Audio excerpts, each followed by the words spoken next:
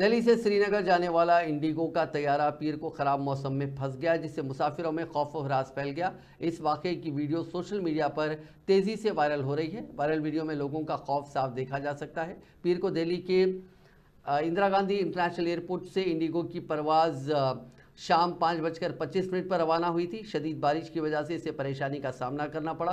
Video में देखा जा सकता है कि तैयारे के हिलने से लोग काफ़ी परेशान हैं। ऐसे में बहुत से लोग दुआ मांगते देखे जा सकते हैं। एयरलाइंस ने मंगल को जारी एक बयान में कहा कि दिल्ली से श्रीनगर के लिए जाने वाली इस फ्लाइट को रास्ते में ख़राब मौसम का सामना करना पड़ा था, जिसकी वजह से टर्बुलेंस का सामना करना पड़ा।